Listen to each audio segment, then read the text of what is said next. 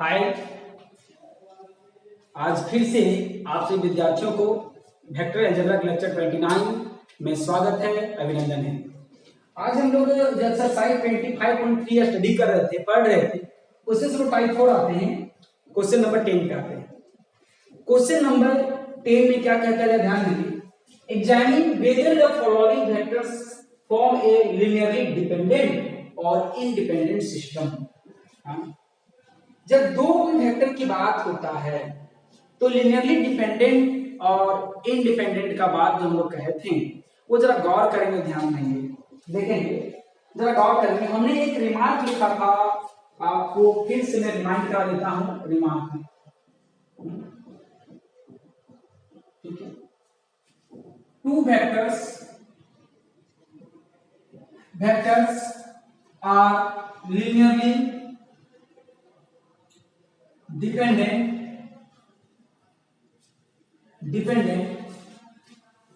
if and only if they are parallel.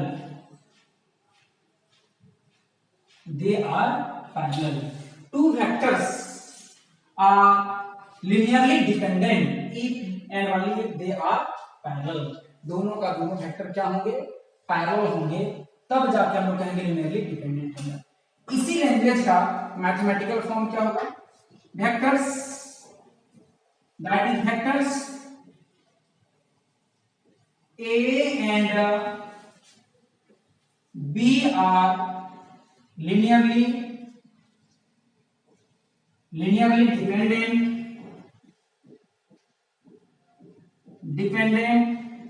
if and only if A parallel to B.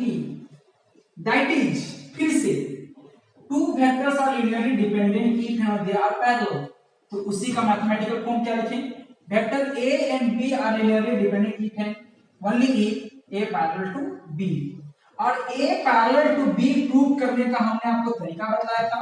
वो तरीका क्या था, that is A equal to lambda B का form आता है, then कहेंगे vectors A and B are linearly dependent. हाँ, इसका मतलब दो वेक्टर को पैरेलल हम लोग प्रूव कर लेते हैं तो वो रिलेटेड होते हैं एक दूसरे से, लिनियरली डिपेंडेंट होते हैं। हमने आपको लिनियरली डिपेंडेंट का मतलब बताया है कि वेक्टर्स एक दूसरे से कहीं ना कहीं रिलेशन रखते हैं, और रिलेशन मिला, कैसा रिलेशन, पैरेलल का। और जब पैरेलल का रिलेशन है इसका मतलब डिपेंडेंट है, और पैरेलल प्रूव करने का मैथमेटिकल फॉर्म क्या होता है, a equal to lambda b। इसका मतलब दो वेक्टर को मुझे लिनियरली डिपेंडेंट प्रूव करना है, इसका मतलब हो गया कि दोनों वेक्टर को हम लोग पैरेलल प्रूव करते हैं। और पैरेलल प्रूव करने के लिए हम लोग कितने बार पढ़ चुके हैं इस फॉर्म को। चलिए हम लोग देखते हैं इस क्वेश्चन क्या करना है। दो वेक्टर दिया गया, देखिए यहाँ पर बोला है वेक्टर्स, पॉइंट नहीं, वेक्टर्स बोला है। आपको बार बार कहते हैं कि यदि आपका वेक्टर दिया गया है तो वेक्टर निकालने का जरूरत नहीं है। यदि आपका पॉइंट दिया गया है तो at first we should have to convert into a vector by formula. देखिए हम क्या करते हैं, लेट मान लेते हैं, सॉल्यूशन इसका देखते हैं हम क्या है। सॉल्यूशन देखते हैं, हाँ तो सॉल्यूशन क्या है, लेट मान लेते हैं, उसका नोमेनक्लेचर कर लेते हैं, नाम दे देते हैं i plus 3j plus 5k। और जब आपके दिमाग में एक बात चल रहा होगा पैरेलल करने का, पैरेललिज्म करने का, तो वेक्टर को आप अवश्य कॉमन कोएफिशिएंट को आप कॉमन लेने की कोशिश जरूर करोगे। तो यहाँ क्या कोई कॉमन है, नहीं है, we can say equal number 1। Again हम लोग क्या करेंगे, जरा ध्यान दें, and vector b equal to क्या है, 2i plus 6j plus 10k है। तो हम लोग इसको क्या बोलेंगे, अभी कुछ नहीं बोलेंगे। देखिए यहाँ पर कुछ कॉमन है तो चलिए हम लोग कॉमन ले लेते हैं। आपको बार बार बोलते हैं कॉमन छूटना नहीं चाहिए। तो 2 आएगा कॉमन, i बचेगा, i क्या बचेगा, 2j क्या बचेगा, प्लस 5k क्या बचेगा, है ना। आप देखिएगा, जरा ध्यान देंगे, इसी को हम लोग फ्रॉम इक्वेशन नंबर 1 से, फ्रॉम इक्वेशन नंबर, देखिए 2 होगा, यहाँ सॉरी यहाँ पर 3 होगा, है ना। 3i प्लस 5k होगा। अब जब ध्यान देंगे कि i plus 3j plus 5k जो है ये उसी का वैल्यू है, ठीक है। तो वहां से हम रिकॉर्ड कर लेंगे तो हमारा क्या मिलेगा, देखिए vector b equal to 2 into vector a। हाँ, अब देखिए हम लोग कह सकते हैं, इसको ऐसा लिख सकते हैं a इक्वल टू 1/2b लिख सकते हैं, which are in the form of which are in form of a equal to lambda b। और जब ऐसा फॉर्म आ गया हम लोग कहेंगे therefore vector a parallel to vector b। Step by चलते जा रहा है, जब फॉर्म आया तो पैरेलल आया, और जब पैरेलल आया तो लीनियरली डिपेंडेंट की इंडिपेंडेंट, तो लीनियरली डिपेंडेंट। therefore कह सकते हैं कि vector a and vector b are linearly dependent. ये हमारा हो गया आंसर। चलिए आप इसका स्क्रीनशॉट ले लें।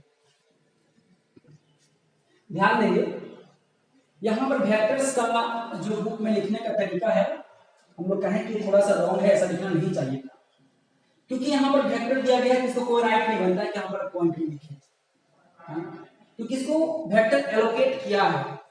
तो चलिए हम लोग इसको पहले वेक्टर बनाते हैं, तो क्या मिलेगा i minus 2j plus 3k। हाँ, ये भी वेक्टर क्या हो जाएगा बताइए, माइनस 2i प्लस 3j, सब कुछ हम लोग पढ़ चुके हैं, माइनस 4k। ये क्या होगा i minus j plus 5k, ये होगा। अभी इससे पहले वाला क्वेश्चन पे हम लोगों ने पढ़ा कि दो वेक्टर को हम लोग लीनियर डिपेंडेंट कैसे प्रूव करते हैं, और जो क्वेश्चन नंबर 6 था हम लोग ये सीखे थे कि तीन वेक्टर को हम लीनियरली कैसे डिपेंडेंट है के लिए उसको लोग चेक कैसे करते हैं, डिटरमिनेंट मेथड, डेल्टा मेथड से। तो डेल्टा में क्या करते थे, सबसे पहले लीनियर कंबाइन करते थे, कंबाइन करके देखते थे उसको, डेल्टा निकालते थे, कंसिस्टेंट है और कंसिस्टेंट है तो लीनियरली डिपेंडेंट है। चलिए वो फिर से रिमाइंड कर देते हैं। अगला जो क्वेश्चन तीसरा है, ये पॉइंट ना देके डायरेक्टली वेक्टर दिया गया है ना, तो चलिए हम लोग क्या करेंगे ना, सबसे पहले हम ये रूल पढ़ चुके हैं ना, linear combination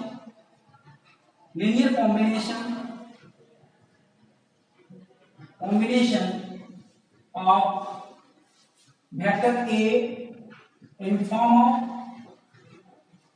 of vector B and C is, देखिए क्या होगा, वेक्टर A बताइए equal to x vector B plus y vector C।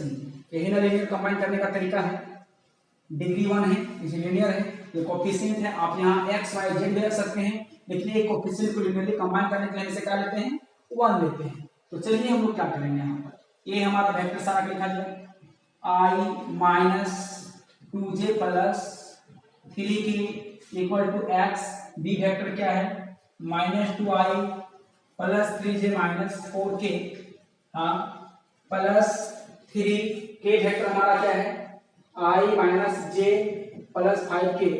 चलिए यहाँ पे है क्या चीज, इक्वल साइन है, और जब जब इक्वल साइन रहा है तब तब हम लोग को कोएफिशिएंट को इक्वेट करना पड़ा है।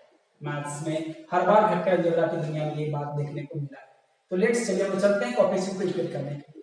तकलीफ क्या है, इधर एक आई है, इधर दो आई है, तो कैसे कोएफिशिएंट इक्वेट होगा क्या नहीं होगा, तो पहले इन दोनों को हम लोग एक साथ करते हैं, एकता में ही बल होता है। चलिए हम देखते हैं, तो हम लोग कॉमन लेके उसको हम लोग कोएफिशिएंट को इक्वेट करेंगे 2j plus 3k equal to, चलिए यहाँ से i कॉमन है क्या मिलेगा माइनस 2x, हाँ यहाँ से i कॉमन है क्या मिलेगा, सॉरी यहाँ पे y ना होगा y।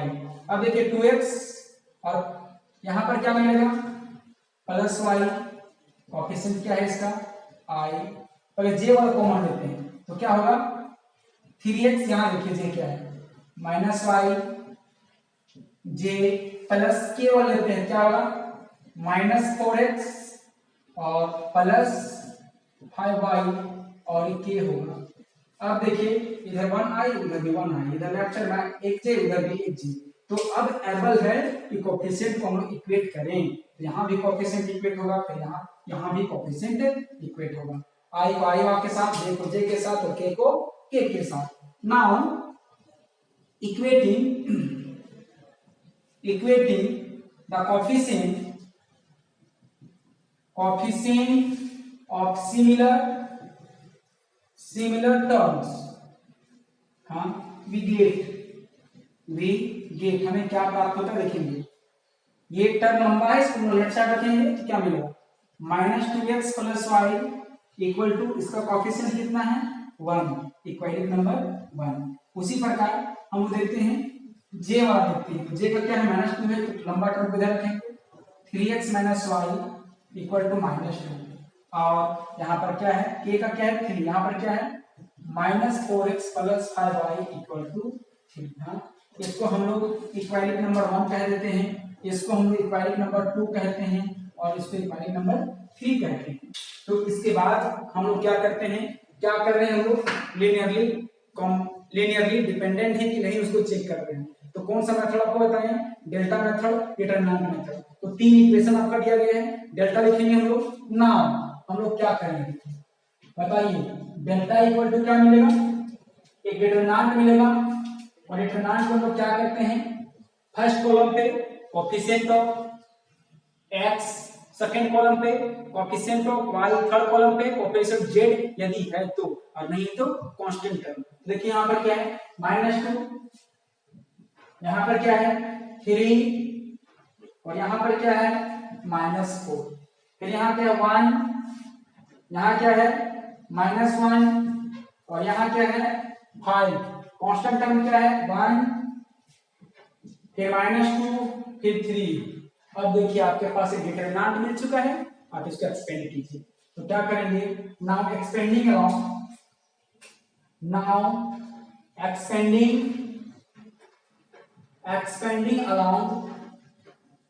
R1। तो चलिए R1 के अलावा एक्सपेंड करेंगे तो मेरा क्या मिलेगा, पहला 2 हो गया। चलिए 2 को हम लोग 2 के जिस रो और कॉलम में उसको एलिमिनेट कर देते हैं तो क्या मिलेगा -1, 5, -2 और ये 3, प्लस उसके बाद क्या चलता है माइनस, ये सेकंड टर्म होगा तो ये मिलेगा, ये एक्सटेंड हो, ये सॉरी ये एलिमिनेट हो जाएगा तो क्या मिलेगा 3, -4, -2 एंड 3, फिर प्लस 1 होगा, फिर ये बंद हो जाएगा तो क्या होगा 3, -4, -1 और 5 होगा। अब इसको सॉल्व करना आपको बखूबी आता है, तो चलिए हम लोग सॉल्व कर लेते हैं। तो -2 क्या होगा -3 और माइनस प्लस 10, जो कि साइन ऑफ कनेक्शन क्या होता है दो टर्म के बीच में, नेगेटिव होता है, तो नेगेटिव ऑलरेडी है, नेगेटिव पॉजिटिव, फिर -1, फिर क्या 9, फिर माइनस प्लस, फिर -8, फिर +1, 15, माइनस प्लस, फिर -4।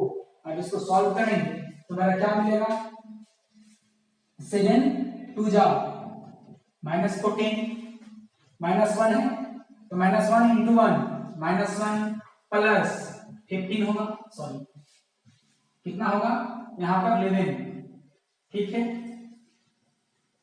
11 होगा। अब जरा गौर करेंगे तो डेल्टा इक्वल टू क्या मिला -15 प्लस 11, तो डेल्टा इक्वल टू क्या मिला -4, ये मिला। अब जो -4 है ये नॉट इक्वल टू क्या है 0 है, इसका मतलब कह सकते हैं देयरफॉर डेल्टा क्या मिला नॉट इक्वल टू 0। अब डेल्टा 0 के बराबर नहीं है, 0 के बराबर आता तो कंसिस्टेंट होता, और कंसिस्टेंट होता तो लीनियरली डिपेंडेंट होता। हम लोग कह सकते हैं कि therefore given system of equations is inconsistent. Inconsistent है मतलब ये जो इक्वेशन आपको दिख रहा है ये इनकंसिस्टेंट है, और जब इनकंसिस्टेंट है तो हम लोग कहेंगे कि इसका वैल्यू मेरा क्या मिलेगा, ये जो है लीनियरली इंडिपेंडेंट है, लीनियरली इंडिपेंडेंट है। तो इसको ना लिख के हम डायरेक्ट क्या लिखेंगे बताइए, कंसिस्टेंसी भी चेक करना है तो हम इसी से करते हैं, लेकिन हम लोग क्या करेंगे यहाँ पर डायरेक्ट क्वेश्चन जो पूछा है, देयरफॉर हम लोग कहेंगे given vectors are linearly independent. हाँ, यही हमारा हो गया आंसर। ठीक है, इसका मतलब हम लोग लिनियरली डिपेंडेंट 2 वेक्टर के लिए, पैरेललिज्म केस से, और 3 वेक्टर के लिए या 4 वेक्टर या 5 वेक्टर हो तो आपको डेल्टा मेथड से आपको बनाना पड़ेगा। Is it clear? I hope that कि आपको ये समझ में आ गया होगा। और आगे का जो वीडियो है कल हम लोग देखेंगे। इस लेक्चर को यहीं तक रखा जाए। धन्यवाद।